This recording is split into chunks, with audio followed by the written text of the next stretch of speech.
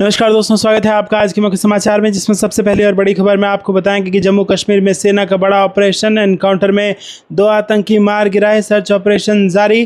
खबर में आगे जिक्र होगा कि पेप्सी और मैकडोनल्ड छोड़ो, ट्रंप के टैरिफ पर रामदेव का देशी मंत्र, स्वदेशी अपनाओ, आत्मनिर्भर भारत बनाओ। तीसरी खबर में आपको बताएंगे कि रूस ने कीव में की मिसाइलों की बौछार, यूरोपीय यूनियन की बिल्डिंग को भारी नुकसान। खबर में आगे जिक्र होगा कि क्या बड़ा फैसला लेने वाले नीतीश कुमार, सप्ताह में दूसरी बार बुलाई कैबिनेट बैठक। और इसी के साथ खबर में आगे जिक्र होगा कि दिल्ली, उत्तराखंड से लेकर मध्य प्रदेश तक भारी बारिश का अलर्ट। यूपी बिहार का आपको बताएंगे हाल, हर एक खबर की गहराई में ले जाएंगे। लेकिन उससे पहले आपसे निवेदन कि वीडियो कीजिए लाइक और चैनल को सब्सक्राइब करके बेल आइकन दबाकर कमेंट में लिखिए जय हिंद। रुक करते हैं सबसे पहली और बड़ी खबर की तरफ। जम्मू कश्मीर में सेना का बड़ा ऑपरेशन, एनकाउंटर में 2 आतंकी मार गिराए, सर्च ऑपरेशन जारी। जी हां दोस्तों, जम्मू कश्मीर में एक बार फिर आतंकवादियों की घुसपैठ की कोशिश को भारतीय सेना ने नाकाम कर दिया है। नौशेरा के गुरेज सेक्टर में हुई मुठभेड़ में सेना के जवानों ने 2 आतंकियों को मार गिराया। यह मुठभेड़ उस समय हुई जब नियंत्रण रेखा के पास कुछ संदिग्ध गतिविधियां दिखाई गई और आतंकियों ने घुसपैठ का प्रयास किया। सूत्रों के मुताबिक भारतीय सेना और जम्मू कश्मीर पुलिस को पहले ही संभावित घुसपैठ को लेकर खुफिया इनपुट मिल चुका था और इसके बाद बुधवार से ही इलाके में तलाशी अभियान चलाया जा रहा था। जैसे ही आतंकियों की लोकेशन का सुराग मिला, जवानों ने उन्हें चुनौती दी, लेकिन आतंकियों ने आत्मसमर्पण करने के बजाय अंधाधुंध फायरिंग शुरू कर दी। जवाबी कार्रवाई में सेना ने दोनों आतंकियों को ढेर कर दिया। रुक करते हैं अगली ब्रेकिंग न्यूज़ की तरफ। पेप्सी और मैकडोनल्ड छोड़ो, ट्रंप के टैरिफ पर रामदेव का देशी मंत्र, स्वदेशी अपनाओ, आत्मनिर्भर भारत बनाओ। जी हाँ दोस्तों, योग गुरु स्वामी रामदेव ने भारतीय वस्तुओं पर 50% अमेरिकी टैरिफ लगाने का कड़ा विरोध किया है और अमेरिकी कंपनियों के राष्ट्रव्यापी बहिष्कार का आह्वान किया है। रामदेव ने कहा कि भारतीयों को एप्पल, पेप्सी, मैकडॉनल्ड्स और KFC जैसे ब्रांडों के उत्पाद खरीदना बंद कर देना चाहिए। उन्होंने जोर देकर कहा कि इस तरह के बहिष्कार से वाशिंगटन को अपने अनुचित व्यापार उपायों को वापस लेने के लिए मजबूर होना पड़ेगा।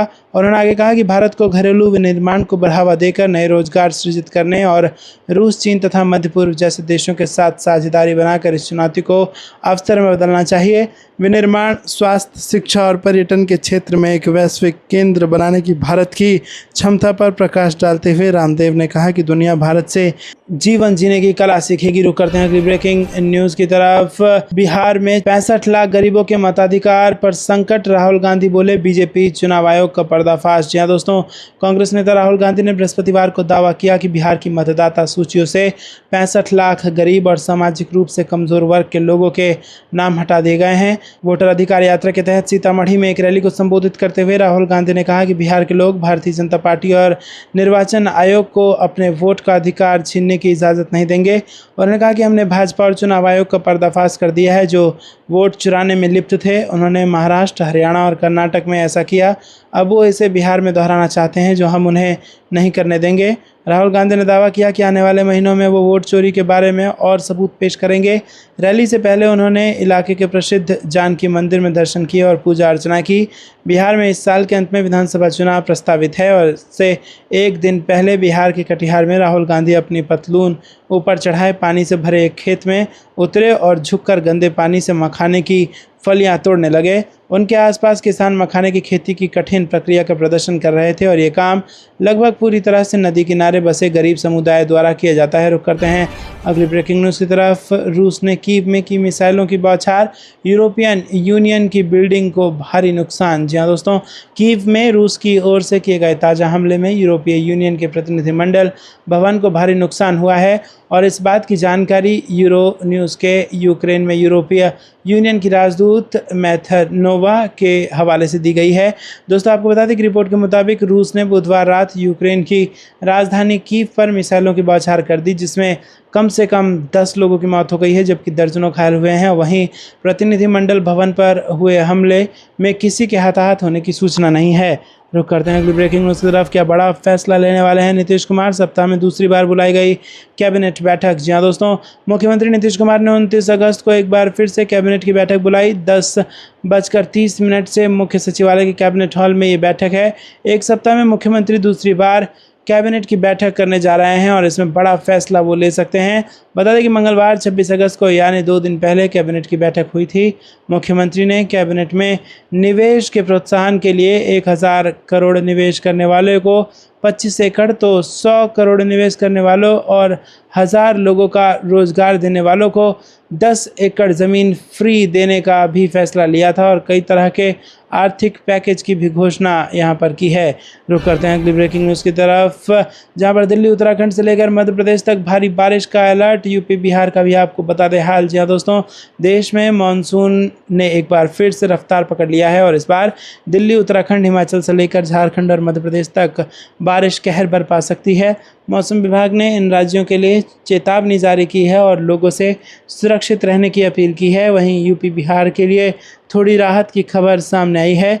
ओडिशा में तूफानी बारिश का कहर देखने को मिल सकता है। तो आपको बता दें कि मौसम विभाग के पूर्वानुमान में 29 अगस्त को दिल्ली के छतरपुर, द्वारका, पालम, आईजीआई हवाई अड्डा, वसंत विहार, वसंत कुंज, हौज खास, मालवीय नगर समेत कई इलाकों पर यहाँ पर गरज और बिजली के साथ हल्की बारिश की संभावना जताई गई है। इसी के साथ यूपी के लोगों को 29 अगस्त को बारिश से राहत मिलेगी, लेकिन आसमान में बादल छाए रहेंगे। दोस्तों, अगर पटना की बात करें तो बिहार के अधिकतर जिलों में बादल छाए रहेंगे और कुछ जगहों पर हल्की से मध्यम दर्जे की बारिश देखने को मिल सकती है। 1 सितंबर तक इस तरह का मौसम रहने का पूर्वानुमान है।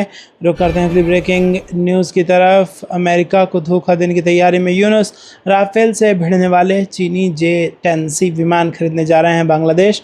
अब क्या करेंगे ट्रंप? जी हाँ दोस्तों, भारत का एक और पड़ोसी देश बांग्लादेश चीन से J-10C फाइटर जेट खरीदने पर विचार कर रहा है।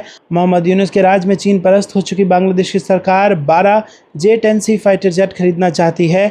बांग्लादेश सरकार अपनी एयरफोर्स को आधुनिक बनाना चाहती है और इसके लिए वो अब चीनी फाइटर जेट पर दाव लगाना चाहती है।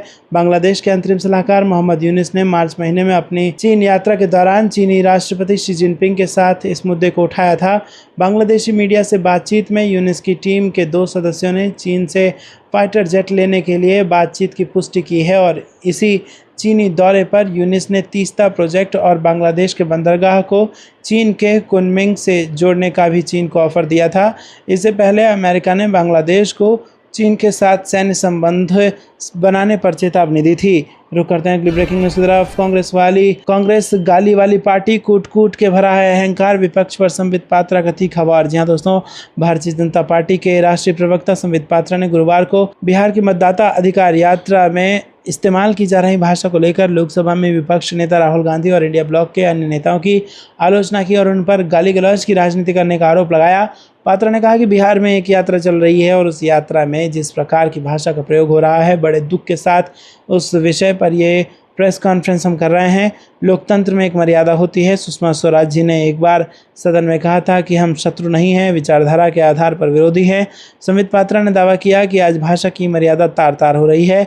आज जब माननीय प्रधानमंत्री और उनकी स्वर्गवासी माँ के लिए जिस कटुतापूर्ण, अश्लीलतापूर्ण भाषा का प्रयोग किया गया है, उसके लिए आज उस पार्टी को शर्मसार होना चाहिए जो पार्टी कभी अपने आप को भारतीय स्वतंत्रता संग्राम से जोड़ती है। कांग्रेस पर वार करते हुए उन्होंने कहा कि जो पार्टी अपने आप को स्वतंत्रता संग्राम से जोड़ती थी वो गांधी जी की पार्टी थी, लेकिन आज जो पार्टी अपने आप को तथाकथित रूप से स्वतंत्रता संग्राम से जोड़ती है वो आज गाली वाली पार्टी बन गई है। यह महात्मा गांधी की पार्टी नहीं बल्कि तथाकथित नकली गांधी परिवार की पार्टी है। रुक करते हैं अगली ब्रेकिंग न्यूज़ की तरफ। जम्मू कश्मीर में भारी बारिश और भूस्खलन का कहर। वैष्णो देवी में अब तक 36 की मौत, वायुसेना ने संभाला मोर्चा। जी हाँ दोस्तों, जम्मू कश्मीर में बाढ़ और भूस्खलन से हालात बेहद गंभीर हो गए हैं। कटरा स्थित माता वैष्णो देवी मार्ग पर बुधवार को हुए भीषण भूस्खलन में अब तक 36 लोगों की मौत की पुष्टि हुई है, जबकि कई लोग घायल बताए जा रहे हैं। राहत और बचाव कार्य लगातार जारी है और आशंका जताई जा रही है कि मलबे में अभी भी लोग फंसे हो सकते हैं। लगातार हो रही मूसलाधार बारिश ने जम्मू कश्मीर में तबाही मचा दी है। राज्य की शिक्षा मंत्री सकीना ईटू ने यहां पर घोषणा की है कि खराब मौसम को देखते हुए प्रदेश भर में आज भी स्कूल और कॉलेज बंद रहेंगे। डोडा, कटरा और उधमपुर समेत कई जिलों में पुल टूट गए हैं, सड़कें बह गई हैं और बिजली और मोबाइल नेटवर्क ठप हो गए हैं।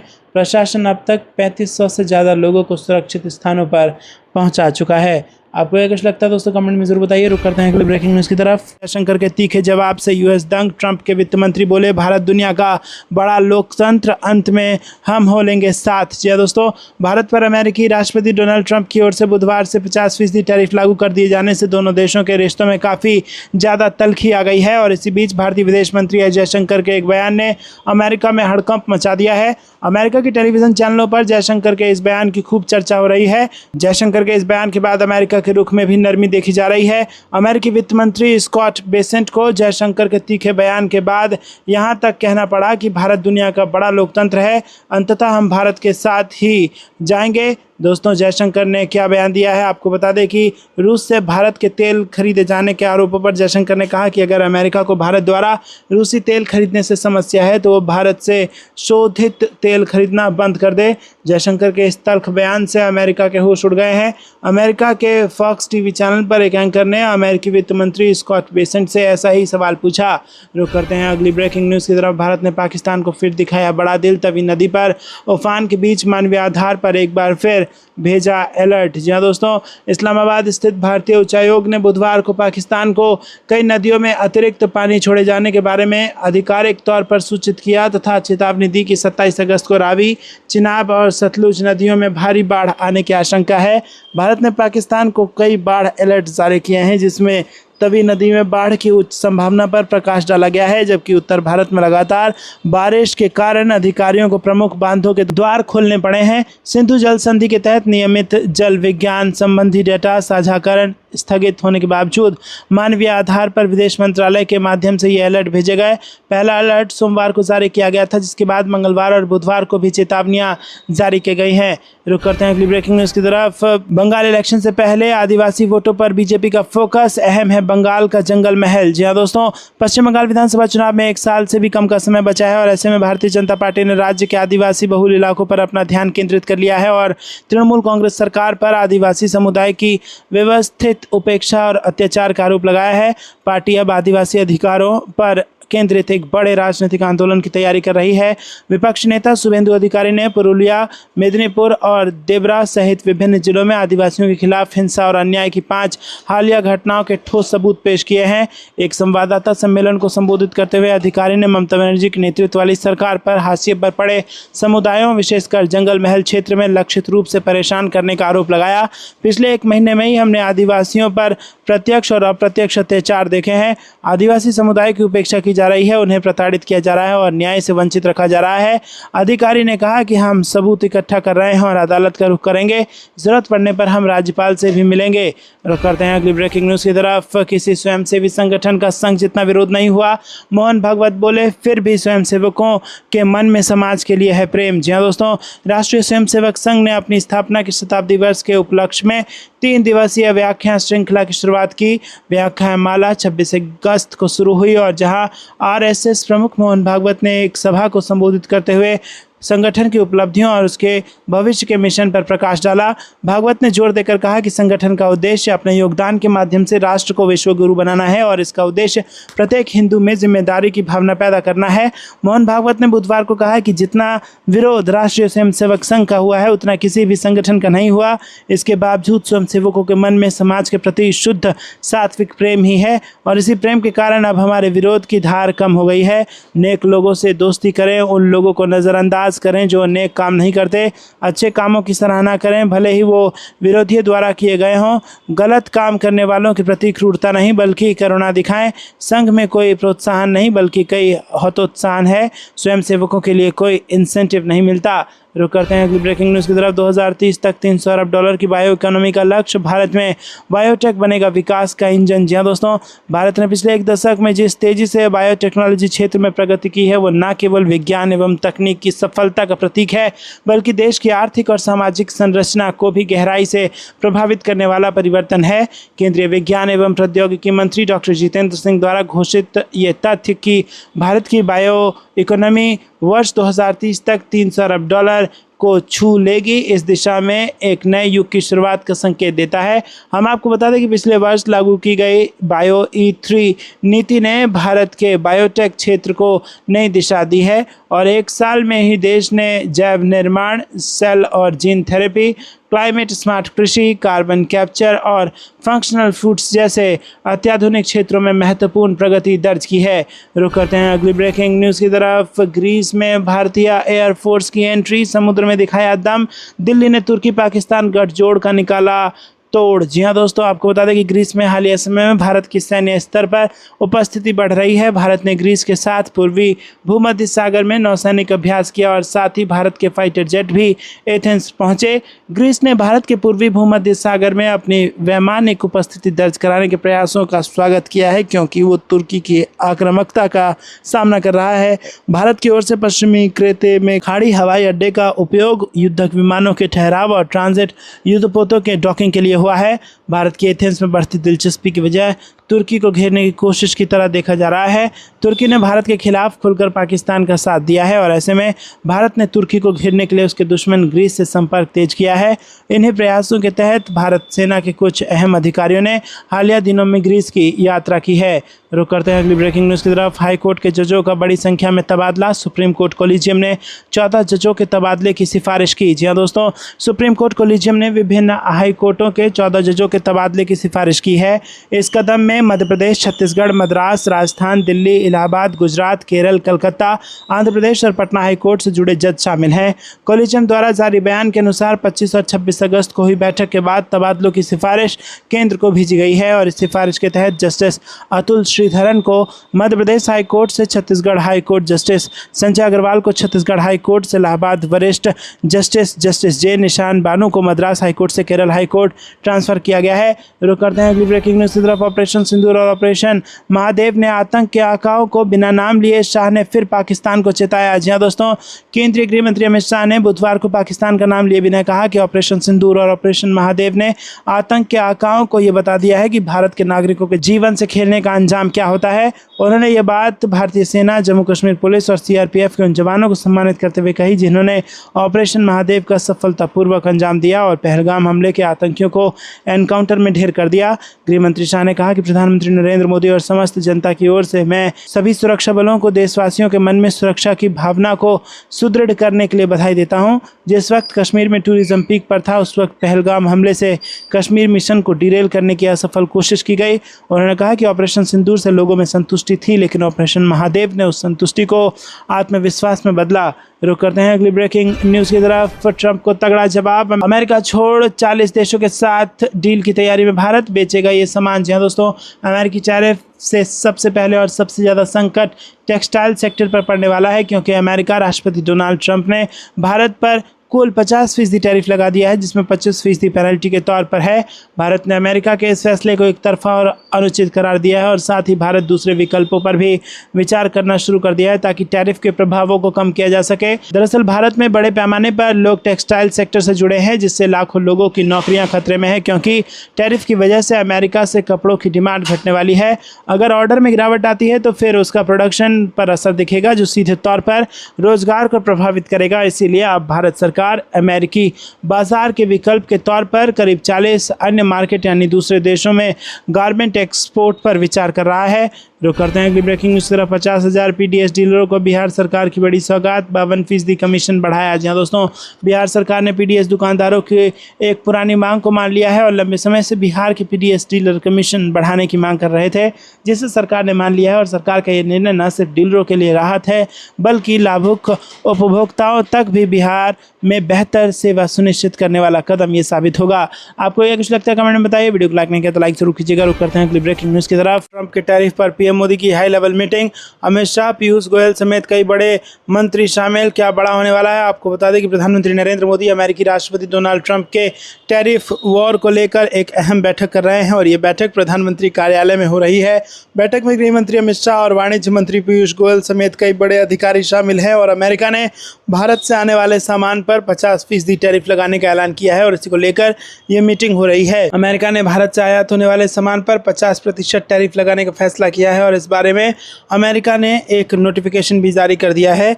इसी वजह से प्रधानमंत्री मोदी एक बड़ी बैठक कर रहे हैं और बैठक में वाणिज्य और वित्त मंत्रालय के कई बड़े अधिकारी भी हैं। रुक करते हैं अगली ब्रेकिंग न्यूज़ की तरफ। दुनिया में दौड़ेगी made in India EV, PM Modi बोले Bharat make for the world की ओर आगे बढ़ रहा है। जी हाँ दोस्तों, प्रधानमंत्री नरेंद्र मोदी ने मंगलवार को अहमदाबाद के हंसलपुर में सुजुकी के पहले वैश्विक रणनीतिक बैटरी इलेक्ट्रिक वाहन ई विटारा को झंडी दिखाई और इस मौके पर प्रधानमंत्री मोदी ने कहा कि अब दुनिया के दर्जनों देशों में जो ईवी चलेगी उसमें मेड इन इंडिया लिखा होगा। प्रधानमंत्री नरेंद्र मोदी ने कहा कि भारत अब वैश्विक स्तर पर मेक फॉर द वर्ल्ड के लक्ष्य की ओर तेजी से बढ़ रहा है। पीएम मोदी ने बताया कि अब भारत में बने इलेक्ट्रॉनिक व्हीकल्स को 100 से अधिक देशों में निर्यात किया जाएगा और देश में हाइब्रिड बैटरी इलेक्ट्रोड मैन्युफैक्चरिंग की भी शुरुआत हो गई है। पीएम मोदी ने याद दिलाया कि भारत की सफलता की कहानी के बीच करीब 13 साल पहले बोए गए थे और 2012 में जब वो गुजरात के मुख्यमंत्री थे तब उन्होंने मारुति सुजुकी को हंसलपुर में ज़मीन अलॉट की थी। उन्होंने कहा कि विजन तब भी आत्मनिर्भर भारत का था और मेक इन इंडिया का था। हमारे तब के प्रयास आज देश के संकल्पों को पूरा करने में इतनी बड़ी भूमिका निभा रहे हैं। रुक करते हैं अगली ब्रेकिंग न्यूज़ की तरफ। भारत के दुश्मन सावधान, जमीन से हवा में अटैक करने वाला सुदर्शन चक्र होगा तैयार। जी हाँ दोस्तों, प्रमुख रक्षा अध्यक्ष जनरल अनिल चौहान ने कहा कि सुदर्शन चक्र वायु रक्षा प्रणाली के लिए एक मजबूत बुनियादी ढांचे का विकास करना होगा